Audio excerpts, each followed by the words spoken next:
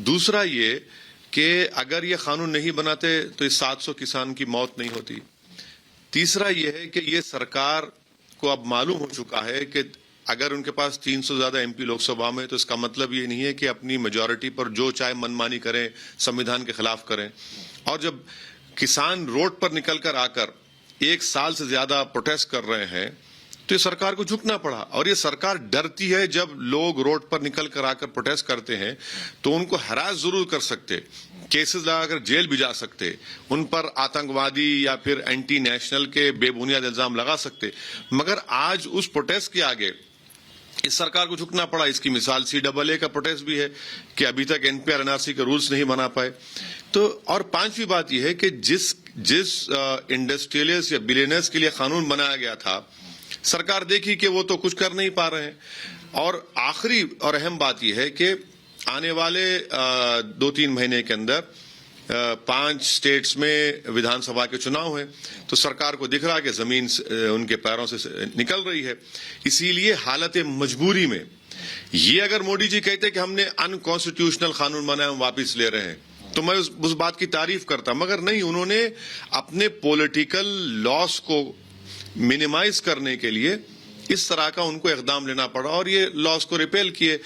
अगर सरकार ये वापस ले रही है तो हम तो डिमांड करेंगे कि CAA कानून को भी वापस लिया जाए, क्योंकि वो भी अनकॉन्स्टिट्यूशनल है। वो तो मजहब की बुनियाद पर बनाया गया, जो संविधान के राइट टू इक्वालिटी के सरासर खिलाफ है। नहीं, लेकिन प्रधानमंत्री ने ये भी कहा कि हम माफी मांगते हैं। उन्होंने माफी भी मांगी और उसके बाद में उन्होंने ये बोला कि हम ये वापस लेते क्योंकि हम समझा नहीं पाए। और उन्होंने ये भी कहा कि जो लोग ये चाहते हैं वो लोग ही अब तय करेंगे कि इसको कैसे बनाया जाए, जो आंदोलन कर रहे थे। तो उस पर क्या कहना? देखिए, तय क्या करेंगे?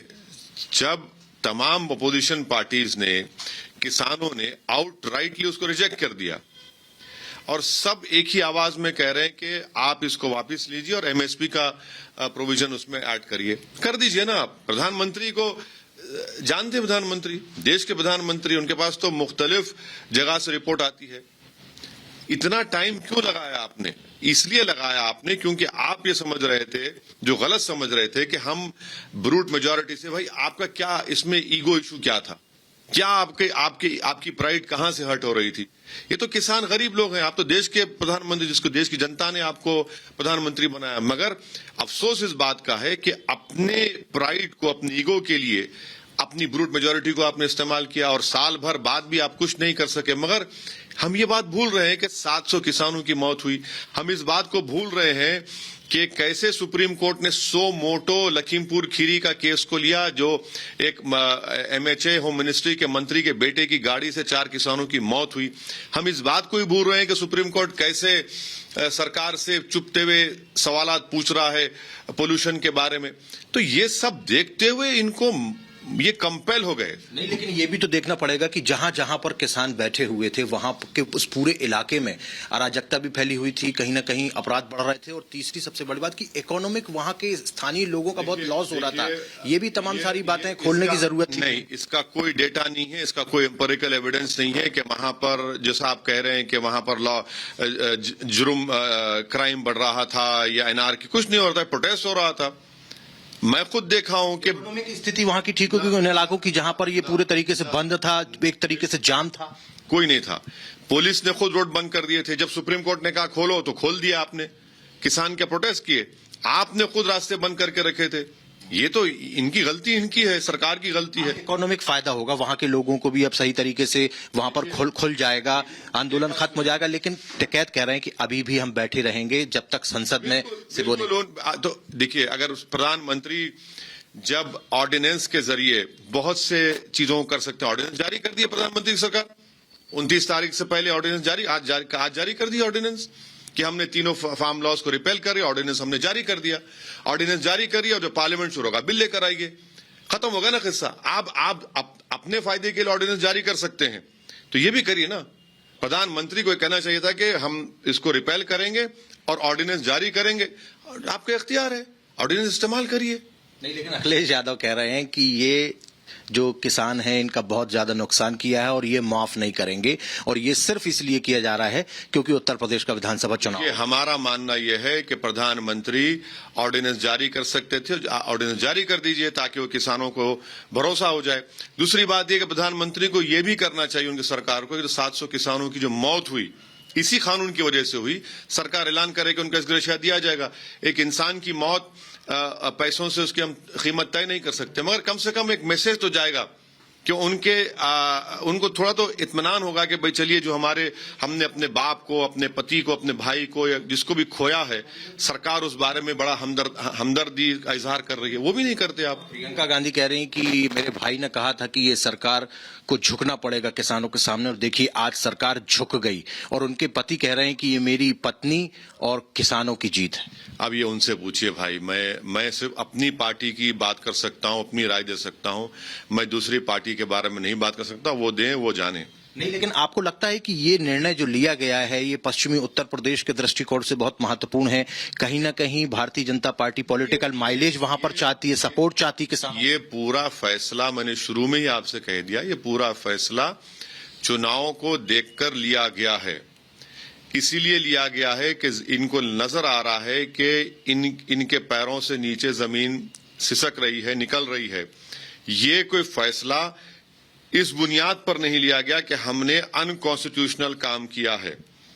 अगर आपको रियलाइजेशन हो जाता तो आप वापस लेते। ये फैसला यकीनन इनको पॉलिटिकल दिख रहा है कि आने वाले चुनाव में इनको परेशानी हो रही है, और उस परेशानी और तकलीफ को देखते हुए हालत मजबूरी में मोदी सरकार ने फैसला लिया है। जनाब, आप कह रहे हैं कि ये अनकॉन्स्टिट्यूशनल है, लेकिन ये कानून तो भारत की संसद ने पास किया, वहां बहस हुई, वहां पे वोट डाला, तो अनकॉन्स्टिट्यूशन कैसे हो सकता है? तो आपने SC/ST एक्ट कोई बना दिया था पार्लियामेंट में, दलितों ने प्रोटेस्ट किया, आपने फिर क्या हुआ, फिर सुप्रीम कोर्ट ने अपहेल्ड किया उसको, आपने चेंज करना पड़ा। भाई कैसे कई चीजें होती हैं। तो अगर पार्लियामेंट में कानून बनता है तो कोई पत्थर की लकीर नहीं है। उसको चैलेंज किया था सुप्रीम कोर्ट में, और हमको तो ये लग रहा था कि अगर ये सुप्रीम कोर्ट जाएगा तो यकीनन सरकार को बहुत बड़े सवाल देना पड़ेगा उसमें। तो इसीलिए वो उस एम्बैरेसमेंट से बचने के लिए और पॉलिटिकल अपने फायदे के लिए, जहां पर उनकी जमीन निकल रही है, इसलिए हालत मजबूरी में प्रधानमंत्री और उनकी पार्टी को और उनकी सरकार को ये लॉस को वापस लेना पड़ा। तो आप कह रहे हैं कि कहीं ना कहीं जो पॉलिटिकल माइलेज है वो चाहिए था, तो अब चूंकि ये वापस लिया जा रहा है तो क्या भारतीय जनता पार्टी को वो पॉलिटिकल माइलेज मिलेगा? खासकर पश्चिमी उत्तर प्रदेश की बात कर रहा हूं। ये बड़ा इंटरेस्टिंग सवाल है, देखना पड़ेगा। इसका जवाब अभी कोई नहीं दे सकता। ये जवाब देखना पड़ेगा कि कैसा उसका जनता में किस तरह से रिएक्ट करेंगी, मगर अभी इसके बारे में बोलना बहुत जल्दी होगा। आप भी उत्तर प्रदेश में चुनाव लड़ रहे हैं और आज प्रधानमंत्री एक बार फिर से बुंदेलखंड के दौरे पर हैं। प्रधानमंत्री ने वहां पानी की जो व्यवस्था की है, उसके अलावा उन्होंने अभी पूर्वी उत्तर प्रदेश में थे, वहां पर भी उन्होंने एक बड़े प्रोजेक्ट का शुभारंभ किया। तो किस तरीके से देखते हैं लगातार? ये एक बात हम बीजेपी से पूछना चाह रहे हैं, वेस्टर्न उत्तर प्रदेश में आपने हाईकोर्ट क्यों नहीं बनाया अब तक?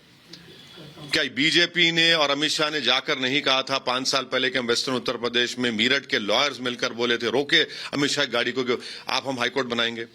भाई वेस्टर्न यूपी के लोगों को इलाहाबाद जाना पड़ता है 1100 किलोमीटर। आप एक हाईकोर्ट का नहीं कर सकते। आप हाईकोर्ट अगर नहीं कर, कम से कम दिल्ली हाईकोर्ट को बना देते कि चलिए ये वेस्टर्न यूपी का देखेगी। कौन से वादों की बात कर रहे हैं लोग? नहीं, लेकिन प्रधानमंत्री ने यह भी कहा कि जो निर्णय सरकार लेती है वो लोगों की भलाई के लिए लेती है, और आज जिस तरीके से कौन सी भलाई के लिए ले रहे हैं निर्णय? आपकी कैबिनेट में एक मंत्री बैठा है जिसका बेटे की गाड़ी से बेटा बैठा हुआ है, मंत्री की गाड़ी है और 4 किसानों में खुदकुशी है, तो मंत्री आप उसको बना के रखते हैं। क्या अखलाकी और मॉरली और कॉन्स्टिट्यूशनल ये रिस्पॉन्सिबिलिटी नहीं है कि कम से कम उस मंत्री के बेटे का कोर्ट से फैसला होने तक उनको मंत्री पद से हटाया जाए? ये इंसाफ का तकाजा नहीं है। कैसे इंसाफ होगा बताइए कि एक बाप मंत्री है और वो भी होम मिनिस्ट्री का, और बेटा जेल में है मर्डर केस में और गाड़ी से रोनने के? कौन सा इंसाफ कर रहा है? क्या पैगाम दे रहे हैं प्रधानमंत्री उनकी सरकार उत्तर प्रदेश की जनता को? इसलिए उनको मंत्री पद पर रखा जा रहा है क्योंकि उनका ताल्लुक एक अपर कास्ट से है। नहीं, लेकिन प्रधानमंत्री ने अभी कहा कि तमाम जो लोग हैं वो समस्याओं की राजनीति करते हैं और भारतीय जनता पार्टी और हम समाधान की राजनीति करते हैं। अगर जो समस्याएं पैदा करना तो आपकी वजह से हुई ना। प्रधानमंत्री create the problem and solve the problem में भरोसा करते हैं। आप प्रॉब्लम क्रिएट ही क्यों किए? आपको लग रहा था कि मैं कानून पास कर दिया हूं, बस देश सुन लेगा, मैं फरमान जारी कर दिया हूं। भाई डेमोक्रेसी है, जमहूरियत है, गया वो जमाना के कोई बैठ के फरमान जारी कर दिया, कोई फरमान सुनने वाला नहीं है। आप ये तो इनको सोचना चाहिए कि 300 MP पार्लियामेंट में रखने के बावजूद भी पूरा